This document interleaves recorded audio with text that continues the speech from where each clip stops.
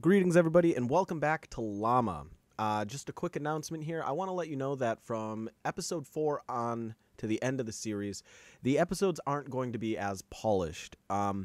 The adventure kind of came to a sudden halt due to real life getting in the way and a bunch of other things, and we have another series that will be starting up soon with a different group of players. And I just wanted to make sure that everybody who was already invested in this series got to hear it out to the end. The episodes aren't going to be as clean and speedy as the previous ones, and they're going to be uploaded in hour-long or longer chunks. However, I just wanted to make sure that you got to experience it to the end, even if the end was a bit anticlimactic, because I know there were some people who were very interested in how it was going to progress. So I hope that you're excited for this, even if it's going to be a less than ideal experience, at least as far as I'm concerned. I'm a bit of a perfectionist when it comes to my editing, but I hope you're excited to experience it to the end, and I hope even more so that you are excited to experience the next series we're coming out with, the Llama Season 2, which hopefully will be a beautiful, well-polished, long season. And as always, guys, I'm GentlemanGames, GentlemanGames. Enjoy the episode, and I look forward to hearing from you down in the comment section. I'm gonna cook everybody's supper from the crab. Okay. Yes. All right. All right. Well, do we have dry enough wood to use our tinder boxes to create a fire? You don't really need to, because I've got like an elven kind of nomad skill that allows me to just kind of instantly feed 5 people food and water for the day. Oh, all right. He's pretty amazing like that. Steam the Got it. crabs and seaweed. You know it. What was that? Steamed crabs and seaweed? Steam the that'd be- crabs and seaweed. Coconut crab. That'd be pretty good, actually. You're damn right. I'm a halfling. I know what's good for food. Dang, those barking fish are getting really annoying. Yeah, that barking butter man. You guys better hurry up and cook that, or it's gonna be upset. All right. So Calic would notice the gash on Illyra's forehead, and I do lay on hands and give her 5 points. Okay. Nice. She Sweet girl. she kind of like rolls over, and you hear her like mumble like, "No, not my husband," and then like just goes to sleep. I told him no chicken. What? That's what she mumbled. Yeah. So the day is going on, and you've gotten your fire going, and you're kind of like using this crab meat and seaweed and stuff to make like a meal, and you guys are recovering. And as you're recovering, you hear in the distance the sound of like horse bridling and a wagon. Are our hit points affected by anything right now? Currently, no. So it's at whatever they were at the fighting. Yep. Okay. So we hear horses. Yeah, like horse like trotting and the bridling. A horse. We hear a horse. Horses. One horse that has multiple legs. And mouths. And bodies. Okay. Is it Sleipnir? Is what? Is it Loki's horse son Sleipnir? No. Nice reference. Okay. I think I'm gonna hiss to my buddies to we should take cover. So we should hide under a tarp or something. First off, That's we a have suggestion. Just making a suggestion. we have no tarp. Yeah, we got sails. I just put There's them over sailcloth. Whatever. How far away is the cart? It sounds pretty close. Like close enough for is it like up a hill or down a little hill or something? It's probably behind you. Behind? Okay, I turn around. Do I see it? Yes. Okay. It's I about go 500 back. feet out. All right, I go up so they can see me. I start waving. You hear in the distance a man with a gruff voice kind of yell, ahoy! I thought we saw something on the beach earlier. I saw the glimmer. We observed from a distance for a while, but it would appear you need some assistance. Yes, please, sir, help. Our ship sank and we washed up on shore. We could really use our help. I mean, none of us are injured. We have a very tired lady that needs, help. Well, yes, give me one moment. And he kind of like, yeah, to his horses, and they move closer, and he pulls the cart up behind you. And but standing or riding in this cart is a human male. And he introduces himself. Hello, my name is Norwood Ride. I own a store in town over here. I don't know if you could tell. Do you know where you are? No, I asked him where the heck we are. A beach. A beach is right. Yes, you are on Avogrado Beach. That town behind you, if you can see it, that is Avogrado. Those go good with coconut clams. What was the place we were going to? Crabs. You guys were going to Mephoria. How far is this place from Mephoria? Mephoria. I've never heard of that place. Wah, wah, wah. What continent was That's before? fine. That is the continent of Mephoria. Okay. We were heading towards the continent of Mephoria. Do you know where we're like? What's this land called? Well, the only name I know is Avogrado, and that's the city right behind me. Yes, that's the town. I'm talking about like the land, you know. I guess maybe Avogrado. I've never really thought about it. We don't really have a need for labels and names out here other than our own name. As I said, did I tell you my name is Norwood Reed? Norwood Reed, the shopkeeper. I own a shop. Yes, that is true. What type of shop? I carry supplies, everyday kind of goods. So I love a good general merchant. General. I guess you could call me general, but I haven't served in any armies or anything. General goods. I mean, generals can be good. I mean, but anyone who's willing to go to war and command troops to kill other items men. that are just used every day. Are you on your way back to Avogrado? Well, actually, I was just coming down here. You see, it's about the time of the day the crabs start coming in ashore, back to home to their burrows, and every once in a while they'll come up with something good. And if you know how to talk to them just right, they'll give you some things. Oh yes, we killed some. You what? Shh. Yes, they attacked. So we killed them. They tasted fantastic. You killed them and they attacked us immediately. They what? They attacked us. No. Before that, you said they what good? Tasted good. Tasted. I don't think I'm familiar with tasted, but okay.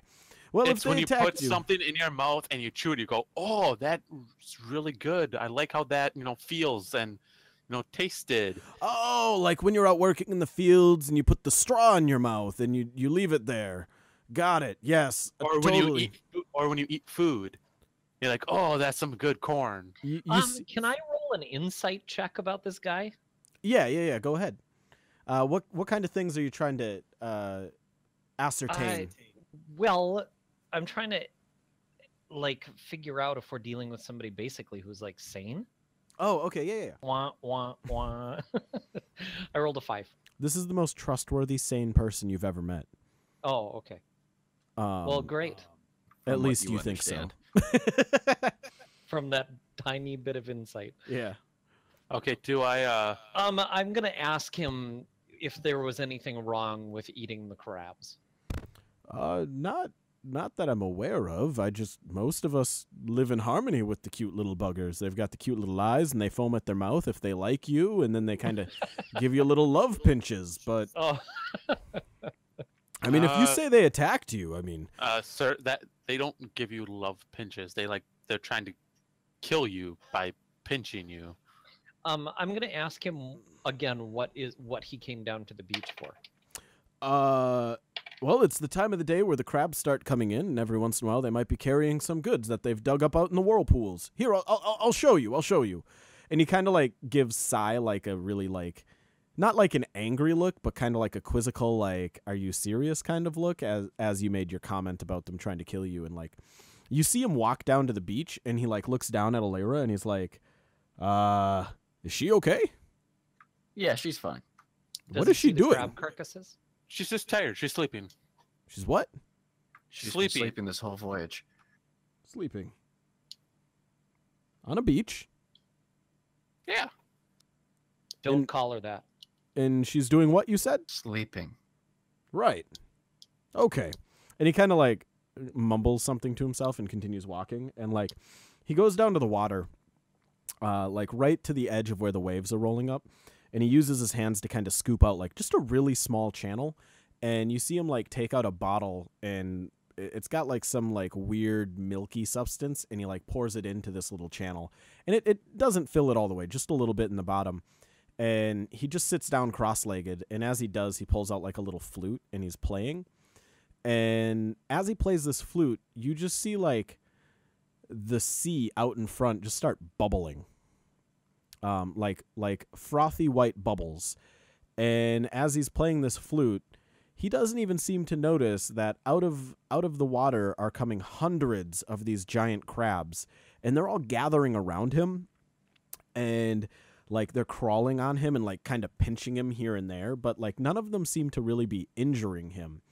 And He's the crab whisperer. And each one of them stops at this channel, and you can see them like kind of dip their like little feety claws down and like drink a little bit of it. And as they do, they spit out a pearl, and then they go back into the water, or they go into a nearby burrow.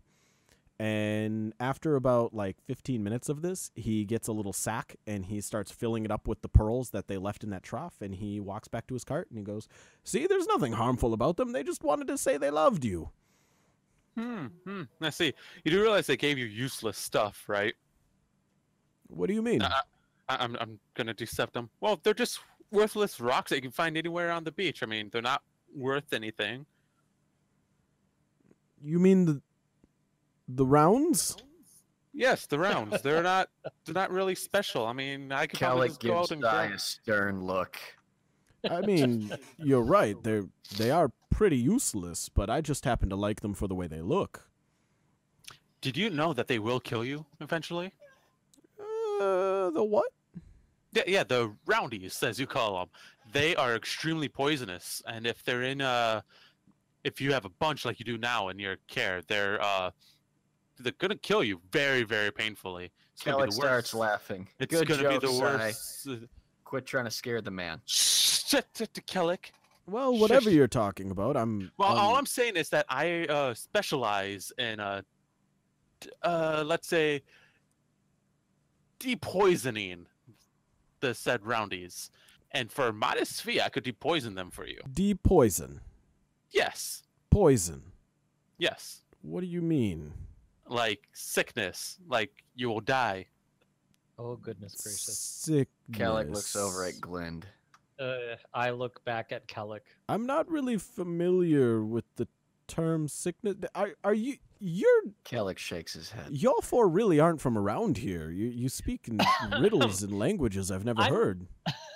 I would like to ask. Okay, have you ever Would felt? Norwood?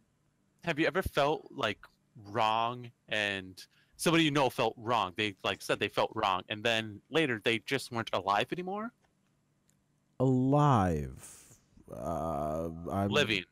not really familiar with the words you're using. You're alive right now. We're breathing. We're walking around, doing stuff. We're alive. Yeah, then- okay, yeah. And then you die, as in you don't breathe anymore.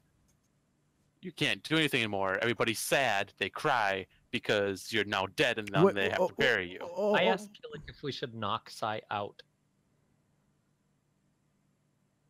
Kellic. Don't let me see you do it. Look at that crab battle. Crab battle. Ugh.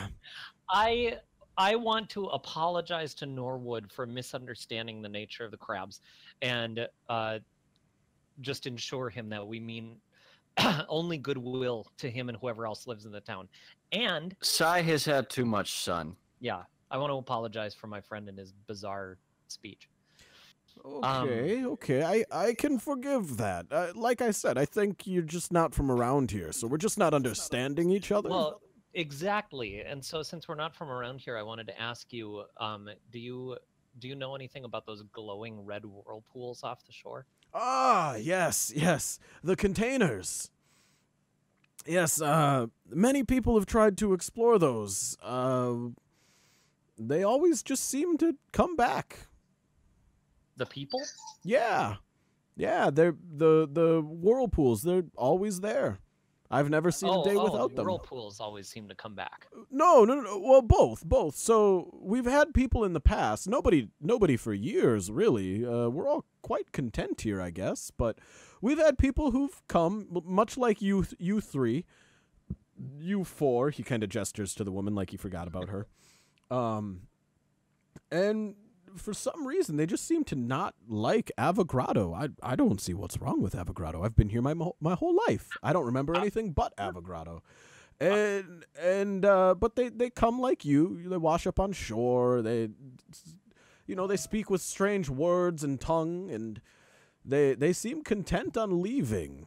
And I mean, sure, everybody explores in their life, so we give them what boats or raft we have, and they go out into the whirlpools, and then they come right back, and after they seem to go to the whirlpools, they come back, and they don't seem to want to leave anymore. Ah.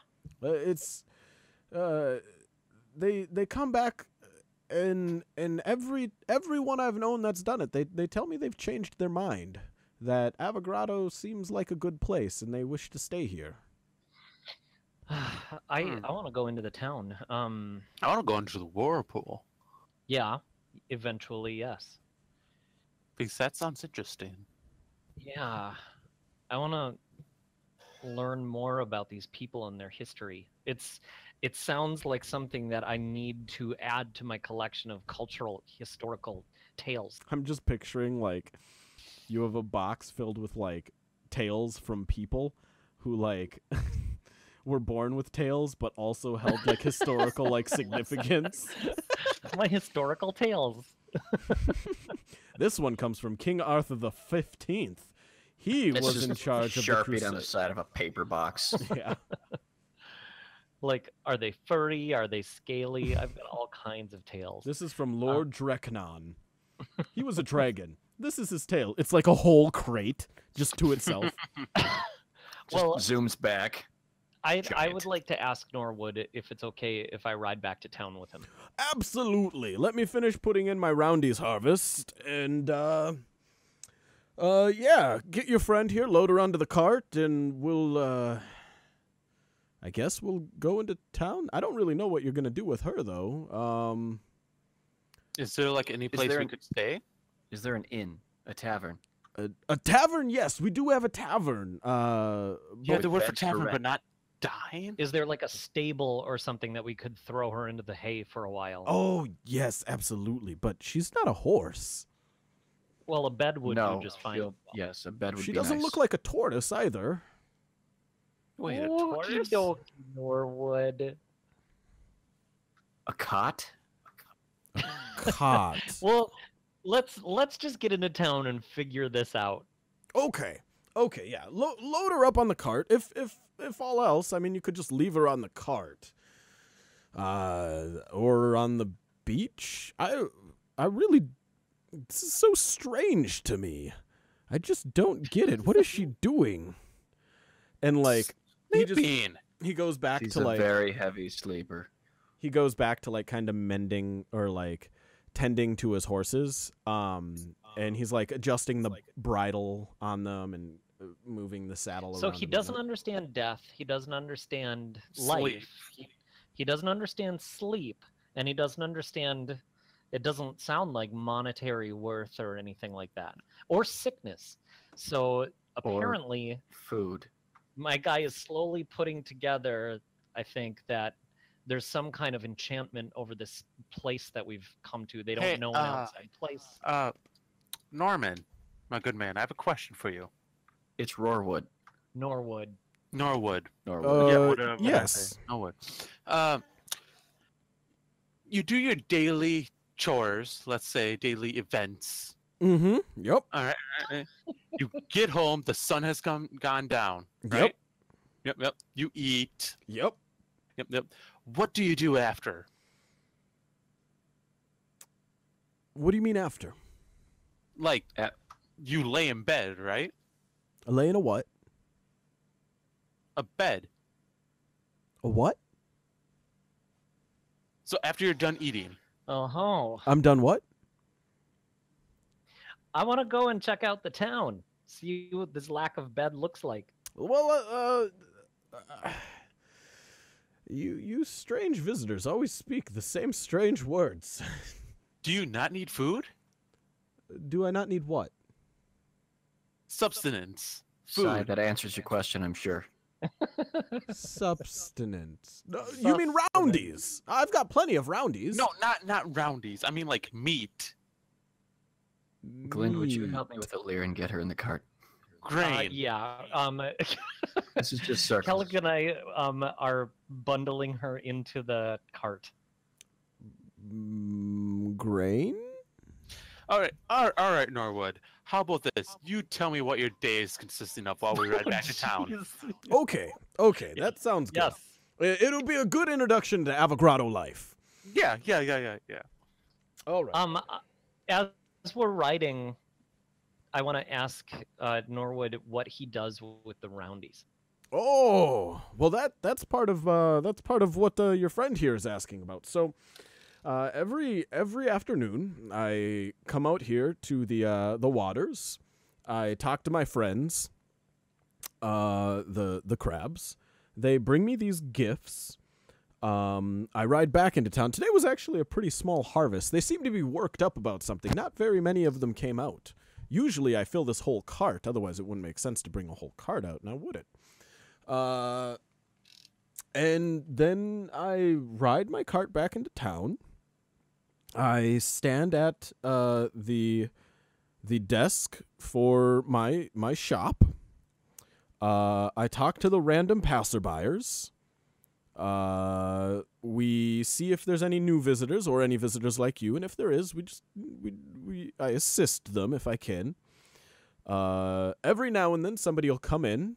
They'll ask for something. If I have it, I'll hand it to them, and they'll hand me back either roundies or these things. And he like reaches into his pocket and he pulls out like what you guys immediately recognize as copper, silver, and gold pieces. And then I stand at my counter for longer. Glenn, he's talking. Quit playing. And then the sun goes down. The town gets together in town square.